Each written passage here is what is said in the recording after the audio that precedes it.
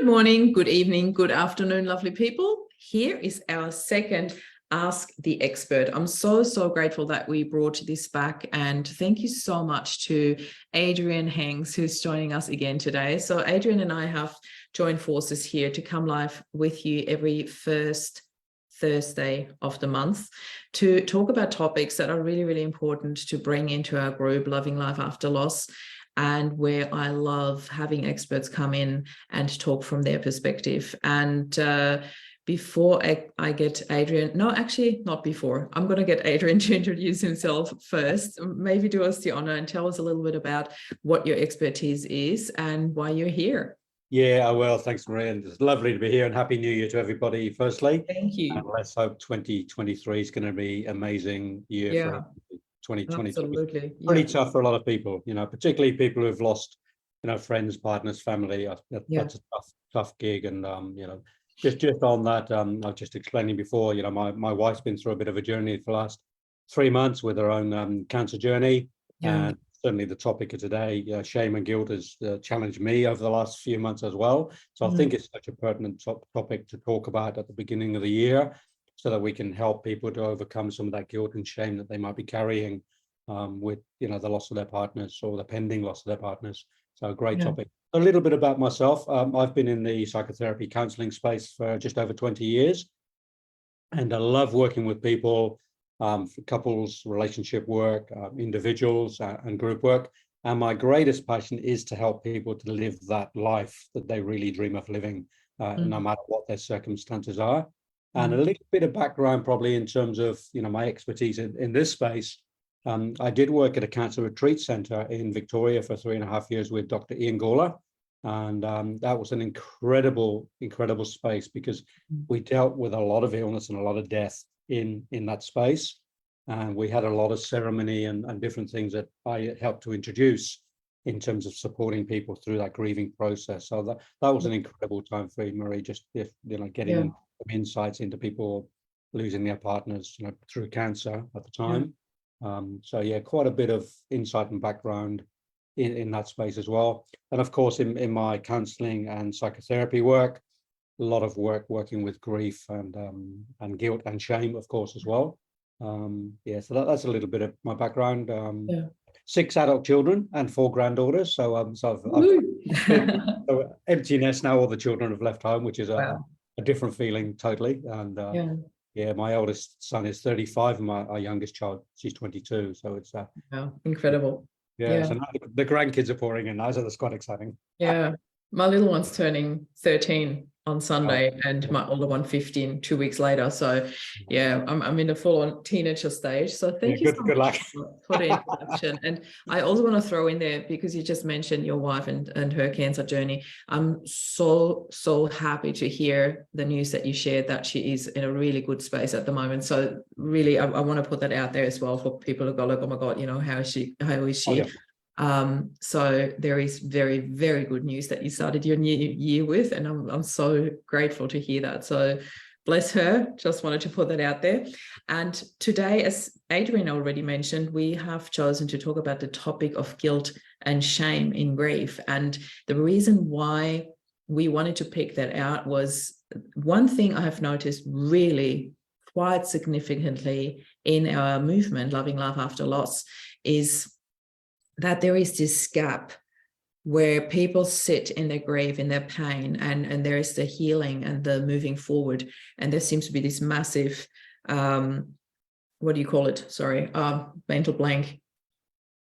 They're sitting looking down into this depth where they don't know how to cross the bridge. They don't know how to find the bridge. They're sitting and staring down into the darkness often, and don't know how to even see the bridge, how to even cross the bridge. And this is one thing that we want to talk about here today, because the grief, when you are experiencing such deep grief, the guilt can often hold you back from actually even seeing the bridge, that there is a way to bridge that gap from pain to healing. So I want to hand this over to you, Adrian, that you share your view maybe and get into that topic and share your thoughts with us, please.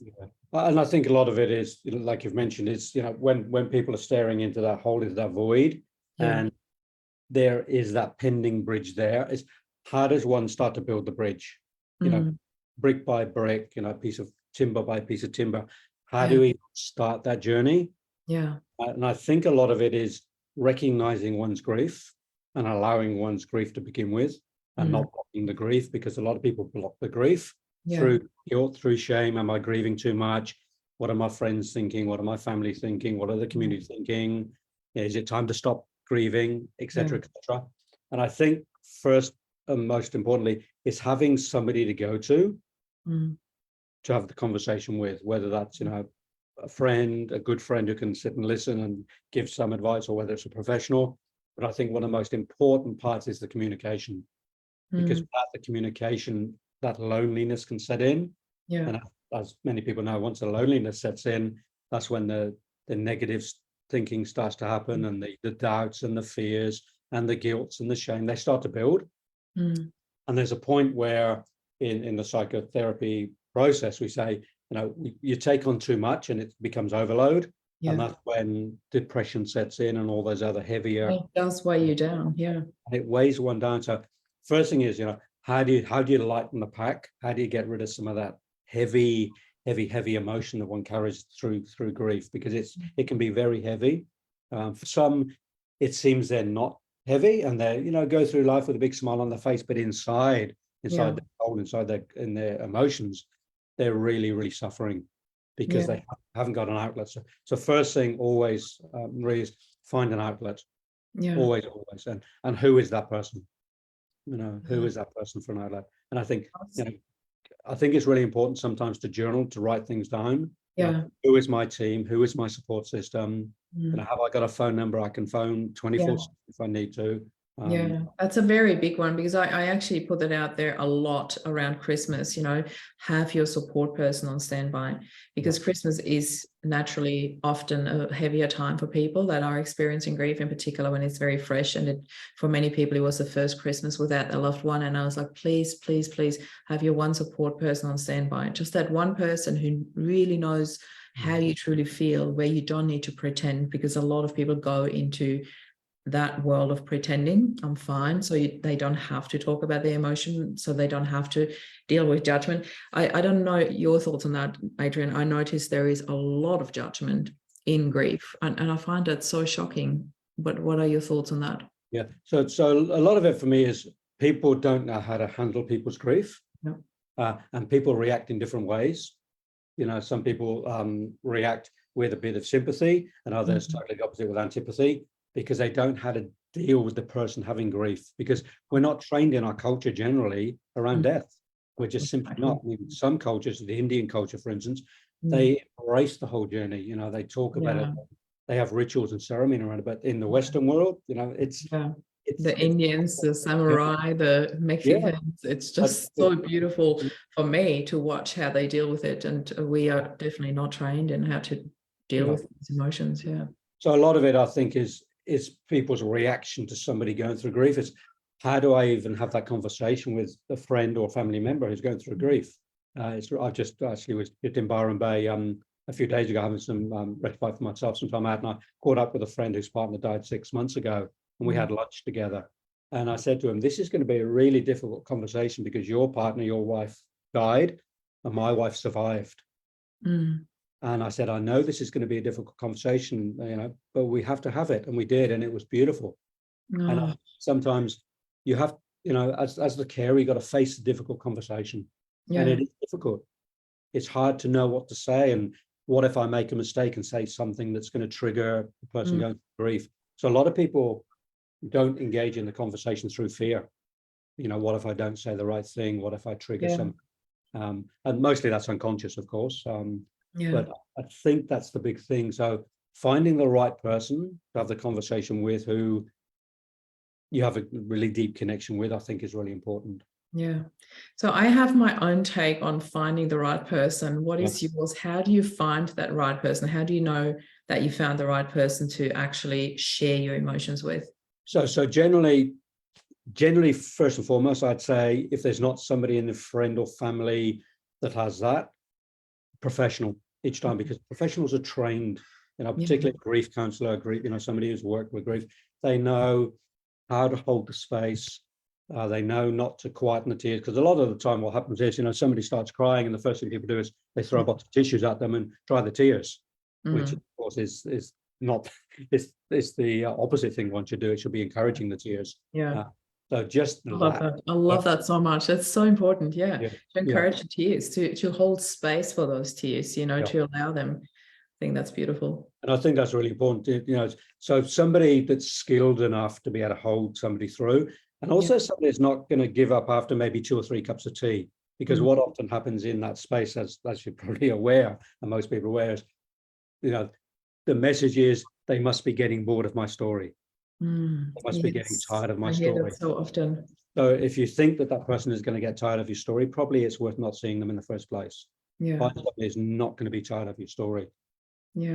But honestly, where do you actually find that difference, if that's just a thought that you have, or if that's a thought that the person portrays and that's why you feel it? Do you know what I mean? Yeah, I think you asked the question, and this is the difficult conversation. One has to ask the difficult questions. Is it okay for me to continue meeting with you and telling your story? And please be honest with me. If it's not, that's okay. I will simply move on and find somebody else. I think that, having the difficult conversation. It's really tricky, because I feel a lot of people, and it's a very Australian thing, and I know that might sound slightly offensive when I say that, but it is a very cultural Australian thing to say, no, it's fine. But for me, there was this simplicity that I wanted to bring into it, and I'm glad that you're sharing this, because I think it's very, very important, a message that you put out there. If you don't find somebody in your family or circle of friends, then do seek a professional, and do seek somebody that works for you and with you, because the thing is, truth is that there will be therapists out there that don't feel right for you. It's a personal thing, and they might be so skilled but still not be the right match for you. Trust your gut instinct. That's my biggest thing. If you feel better when you walk out, great. If you feel deflated, not a good match. Just trust that. How do you feel after connecting with that person, no matter if it's a friend, a family member, or a professional, because not everybody is the right person in that situation. They might be the right person for something else, but not for that situation. So I'm always simplifying it in trust. If you feel supported or deflated when you come out, that's the biggest thing. And the other thing there is, on that topic, if that's how you feel, don't feel guilty about it, because this is the griever's journey. You're the one driving the vehicle. You're the one in charge. And I think it's really important to have healthy boundaries in this journey too, because oftentimes when one's in a grief space, the brain fog is there a little bit, it's the comprehension isn't there as strong as it could be. So having that healthy boundary around yourself, and that's why I think journaling is such a great process, because you can write about the process. Today I was with the therapist from a friend, and it didn't work, and then the next day you can read the journal again and remember, because oftentimes you wake up the next morning in grief and you can't remember what happened the day before. The emotions are so deep. So I think journaling is another part of that teamwork, and have your journal as your friend as well. Really, I love that you say that, because it comes back to what you said at the beginning, when you said find an outlet, and I feel there are a couple of different things that you can do, and ideally all of the above, find a friend, find a professional, grab a journal, start journaling about your emotions. And a friend of mine actually said to me that he gets into journaling, and when his emotions get really, really deep, he writes so fast and so quickly and so small that he can't even read it anymore. But it's not important. He said the important things he actually takes out and highlights and puts it in really beautiful writing, the takeaways, the epiphanies that he had. And I think that's a really beautiful thing. It doesn't matter if you can still read it the next day or not. Those things that are important, just highlight them for you, put them in beautiful writing. I thought it was such a beautiful prompt. And then last but not least, I also want to add something else. It's the physical exercise, or the physical outlet. If you go boxing or swimming, like Terry, I always think of you when I say that. Terry is one of my moderators here in Loving Life After Loss, and she does breath work. She goes in the ocean every single morning. She does swimming, and with a swim coach, and that is her therapy, and it's so beautiful. Find whatever works for you. That's everybody's got different physical abilities as well, so Yeah. But you also touched on something, Adrian, that I want to bring back on the table here to talk about, and that is when you sat with your friend, and really kudos to you, because it is a very difficult conversation to have if you are the one whose wife survived and he's the one whose partner passed. The survivor's guilt. How does one handle that? Because it is a topic that comes up a lot in our movement, where people have this guilt of surviving their partner. And sometimes I even hear, it should have been me, not him. And I'm like, and that's the guilt, isn't it? That's the guilt of the of carrying that, why am I still alive? I was not as nice as my partner was. It's kind of common when, my partner was such a beautiful being. Why did it happen to him or her? And so the survivor skill, I think a lot of the time is, first and foremost, is a day by day. One has to realize not to think too far ahead in the future. For the first initial maybe few months, like every day is just a new day. And how do I get through the day? I mean, this is what my friend was saying. He said every day is just a different day. I wake up, I don't know if I'm going to have a smile on my face and wake up in tears, because the emotions are so raw that it's very hard to control the emotions, in the beginning. And also recognizing that there's no recipe for grief. Every grief is different. And I think this is where the guilt can kick in, because somebody can say, well, my next door neighbor had their partner passed away, and within 3 months, she or he was in a new relationship, they'd moved on in life. And so then the guilt can kick in. Well, why am I not in that space after 3 months? How come after 6 or 12 months I'm still grieving? So that comparison grief. So you've got to be careful of comparison with guilt, because the guilt can come up very quickly, and the shame can come up very quickly when we start comparing other people's journeys. So first and foremost, just like any journey, it's an individual journey. And I think that's one of the most important things to recognize. That is, no two journeys are the same, particularly by grief. For some people it's a 2-year journey more, and other people seemingly they sort of manage to get back into normal ordinary life a little bit quicker. So I think recognizing that is, what's my time frame? For me, what do I trust that. And then maybe looking at some stepping stones. Maybe it could be, okay, in 6 months' time, I'm going to book myself into a cruise, just a bit of time, or I'm going to go camping, and actually putting some things into place, post that grief, and giving yourself because deep down you probably know what those timeframes are. It's just about giving oneself permission without the guilt. I love that. I love that you say that. Deep down, because it comes back to your intuition. And I've had so many conversations with people, like from the professional side and also from client side, where we talk about this, that deep down you actually know what you need, and often when that's going to happen or how that's going to happen. Yet the trusting it and the allowing it, the permission part is a completely different story, because that's where the guilt sets in again. That's why I'm so glad we're talking about this today, because I strongly believe that guilt is the number one thing that holds us back from healing, and it's not necessary. And I know that it's easier said than done, but it really is not necessary. So I always come in with my role reversal. That's my absolute go-to tool. What would you want for your partner if it was the other way around? Would you want them to be stuck in grief, or would you want them to be happy? And my most wonderful slogan that I'm bringing there, I shouldn't call it slogan, but I just love it. It's the love is simple. Love just wants you to be happy. And that's how simple it is. I'm not saying it's easy. I know more than anyone that this journey is not easy, but we can simplify it. We can look at it from the space of love. And I think that's the number one message for me that I want to put out there. And in terms of releasing some of that guilt, oftentimes, once again, coming back to the writing process of actually writing down some affirmations, I give myself permission to go on a cruise. I give myself permission to have male company, or the reverse female company, because that can be guilt too. What if I'm seen having a cup of coffee with the opposite sex? That guilt and that shame can come up, even if it's just a good friend, not a new relationship.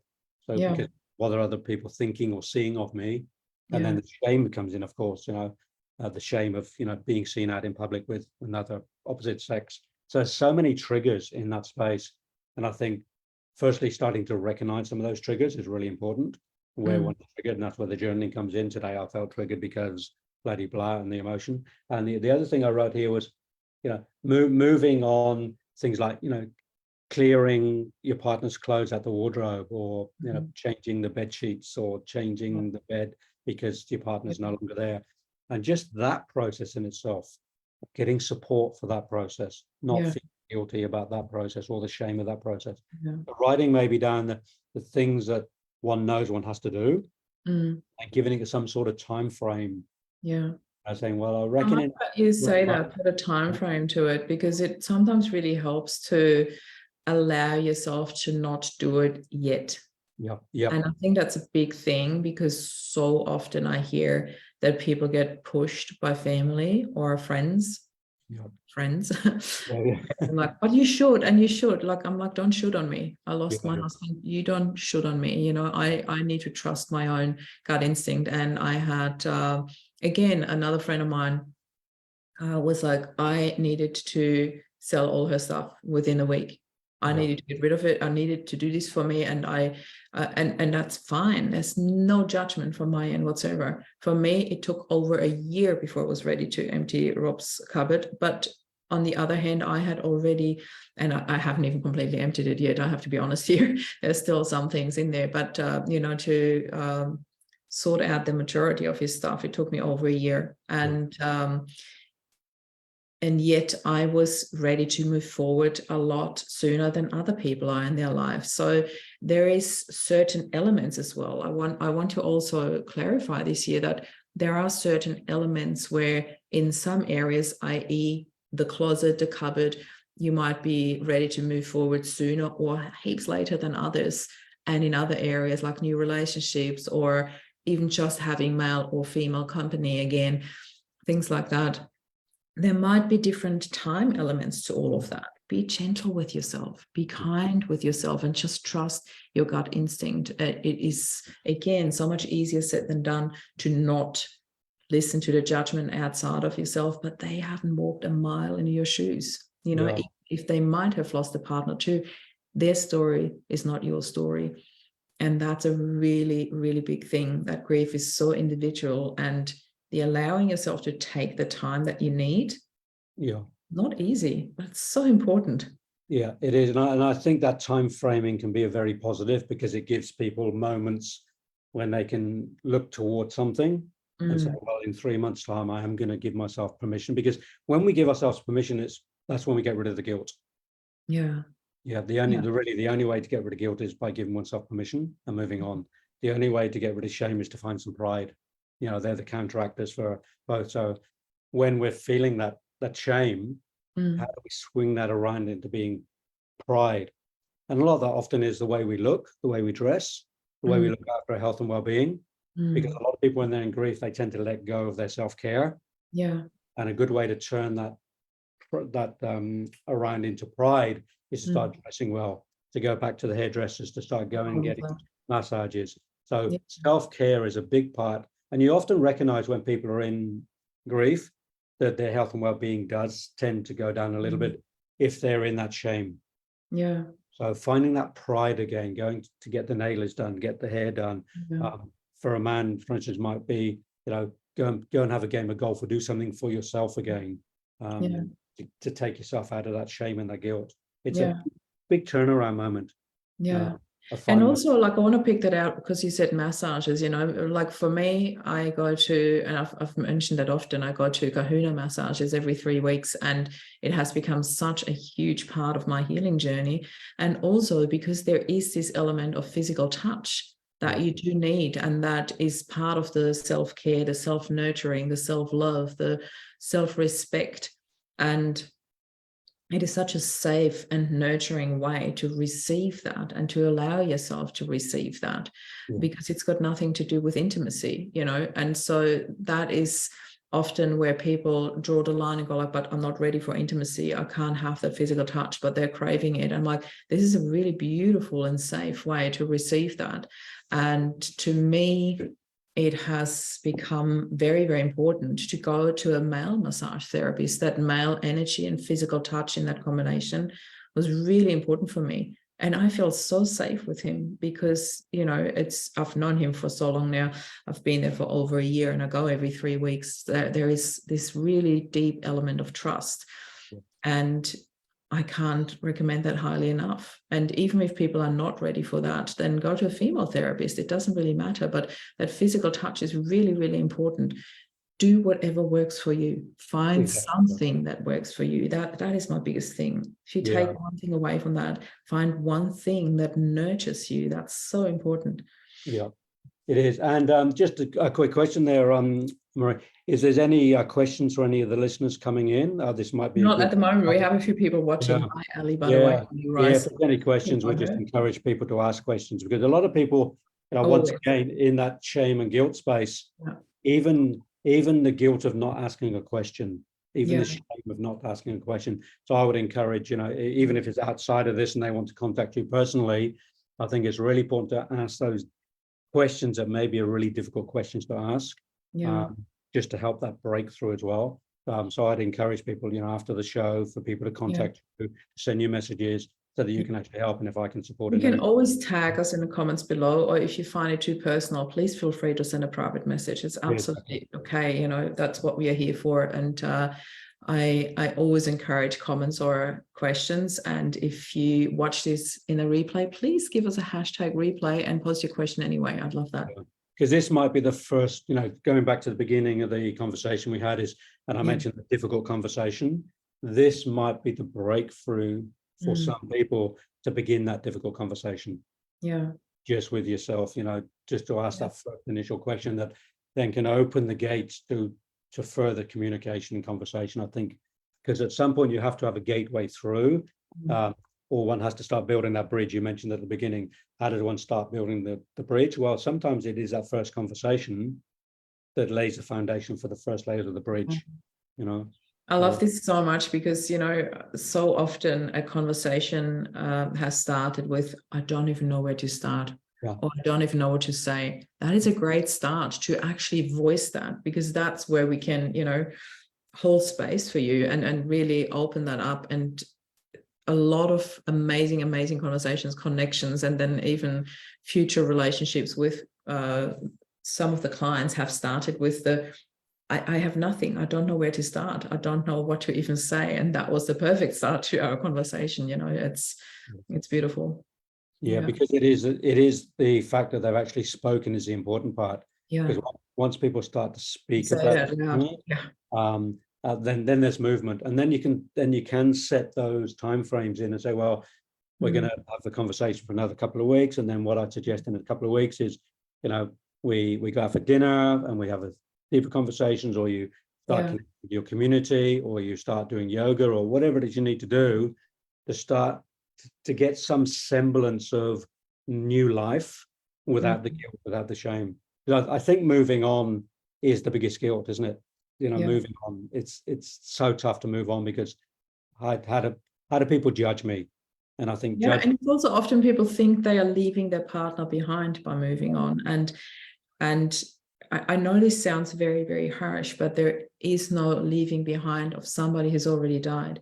He has already made that choice, or she, that, and I know I always have to be careful how I word this, because when I said he or she has already made that choice, people go like, what choice, but for me, I see that from a spiritual level, from a very spiritual level. I feel that people do choose their lifetime and how long they are here and what they want to experience. We don't remember that in the human form, but from a spiritual level, that's what we have chosen. And I say that very carefully, because I understand that everybody's spirituality and faith is very different.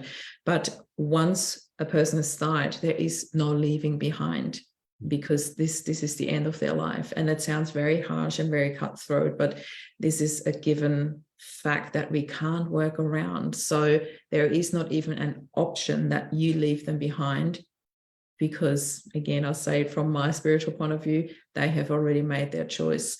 So that is where their life has ended. And And if that offends you, please, please, please do reach out to me. I'm more than happy to chat to you about that behind the scenes, because I think that is a very touchy-feely conversation to have around spirituality. And I want to honor that everybody's faith and spirituality is different here. So coming back to more like the how can we actually do that? Because this is the one thing that we want people to take away from this conversation. When you think about, when we talk about journaling, you know, the grief, when we have grief as the number one blocker for healing, and we recommend for people to start with journaling, what could be some prompts, Adrian, that you can recommend when people start journaling around grief that they can start with? Maybe a question or prompts that you could recommend to get that process started. Yeah, so one of the first things I always recommend is to look at what the blockages are. So I call it the shame tree or the guilt tree, where you can like draw a tree with lots of circles like fruits on them. And in those circles, you actually write down what that guilt feeling is, or what that shame feeling is. Yeah. You know, I'm shameful because my next door neighbor thinks I'm been grieving too long. My guilt is I went out with a different sex person yesterday and had coffee. So whatever that guilt or shame is, you can write those in the circles and then contemplate them. And then secondly, you can start to change those guilts and shames into allowance and pride. And how can I change that around? How can I feel pride and allowance of having a coffee with the same sex person rather than the guilt and the shame? So it's always good to look at the opposites, a bit like what you do in your space. You know, what will my partner want from me now? So when we start to look at the opposites to the guilt and shame and start to fill one fruit by one fruit by one fruit each time, maybe daily or weekly or monthly or annually, whatever it takes, we can start to turn the subconscious mind and the emotions around. So I think it's always important. I say, if by naming it, you can tame it. Yeah. You know, if you don't name it, it's very hard to tame it. Yeah. I think firstly, name the guilt, name the shame, name the feelings for yourself in your journaling, and then slowly over time in communication and conversation with oneself, with somebody else, change that around so you can allow yourself to move through the guilt. Yeah. Or the pride instead of the shame. So yeah, so first and foremost in journaling, I'd suggest name it to tame it. Write down the deep emotions that are sitting there. Really important. That reminds me very much of the works with Byron Katie. Are you familiar with her? Yeah, I know some Byron Katie's work. Yeah. There's one of the books that I can strongly recommend, and I always do, is Loving What Is, because that explains that process of looking at something, what it truly is, and then turning it around. I can highly recommend it. It's called, her work is actually called The Works, and there's a website, The Works. I think it's theworks.com. And if you just Google it, Byron Katie, you know, Loving What Is, that would really help. And it's exactly what Adrian just so nicely explained, or very much along those lines. So I can highly recommend that. I love having these conversations with you, Adrian. I think it's so important to keep that up. I want to put another shout out there to everyone listening into this, no matter if you're watching this live right now or in the replay. If there's any topic that you feel you really want us to address, please, please, please let us know in the comments, as a private message. Doesn't matter. It can be anonymous, you know, just let us know and we'll pick it up. I mean, there is enough material in our group anyway. Like, I always have a look out for the things that come up a lot. And that's what I usually pick to talk about, either by myself or with the experts. And if there's something that we haven't picked up yet, please do let us know. I'm more than happy to bring that in. So, Adrian, are there any final words that you want to share here? Yeah, I think two things. Always one is be gentle with yourself. Yeah. I think that's probably the most important thing. Have some compassion for yourself, have some gentleness for yourself, and know that, you know, each day is a new day. Each day is a new day, and just bless each day. You know, just wake up and just bless each day and move through whatever you need to move through on each day, and have those difficult conversations. Yeah. And really, I think, you know, maybe even challenge yourself a little bit. You know, what do I need to do today or this week in terms of a conversation I know I need to have with somebody, and set that as a task. Yeah. It I'm all starts with conversation. It really does. Thank you. I really appreciate you saying that. I'm a very, very big believer in, if you're still here, there's a reason for it. That's Exactly. really how simple it is. And I want to thank you all for listening into this. Thank you for being here. Please, please, please feel free to share this conversation.